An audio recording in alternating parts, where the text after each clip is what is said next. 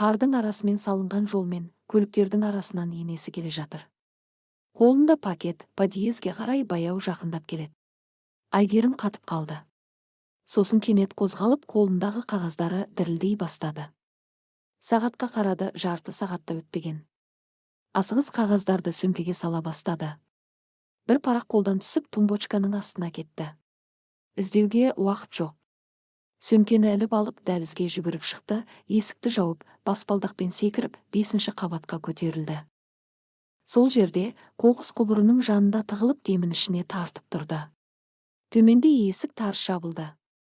Қадам дыбысы, кілттің сыңғыры, енесінің күрсінуі естілді.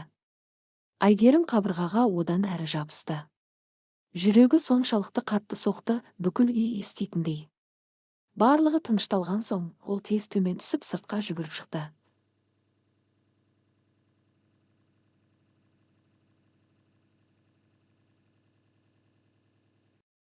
Сөмкесін тексерді, рецептер орында.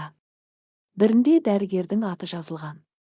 Соған бірге үміт те тіркелгендей еді, шындық бар деген үміт.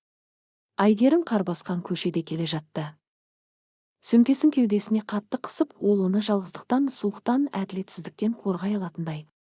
Ойлары бірінен бірі асып жатты. Рецепт, таблеткалар, естеліктер, күдіктер. Қорқыныш әлі де сейілмеді, бірақ енді Айгерімде жай ғана күдік емес, одан да маңызды нәрсе бар еді, мақсат. Күйеуіне ауырған кезде көмектесіп жүрген танысы медбике Айнұр тұратын үй жақын жерде еді. Сол баяғы сұр кірпіштен салынған 5 қабатты үй, сырты тозған қоршаулар, терезелерден дірілдеген әлсіз жарық көрінеді.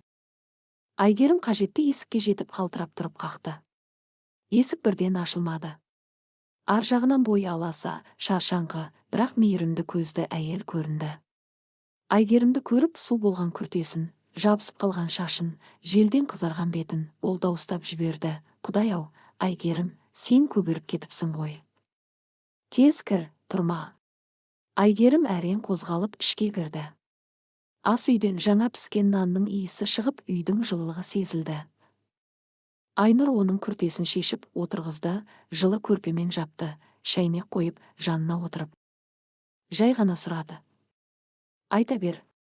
Айгерім үндемей сөмкесін ашып, рецепттерді, таблетка қорабын шығарып, үстелге қойды. Сосын қолына қарап отырып, бәсең дауыспен, мен мұны олардың үйінен, енемнен таптым. Күйеуім ол жайдан жай өлген жоқ деді. Айнұр көзілдірігін киіп қағаздарды ұзақ, мұқият оқыды. Соңында оларды қойып, қолын кеудесіне айқастырып отырды. Бұл оның дәрілері емес. Бұл сенің енеңнің дәрілері сияқты.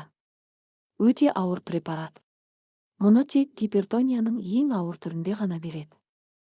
Оған мұндайды ішуге мүлде болмайтын. Неге оны ішті деп ойлайсың? Айгерім көзін көтерді. Даусында діріл бар, басында түсінбедім. Кейін есіме түсті.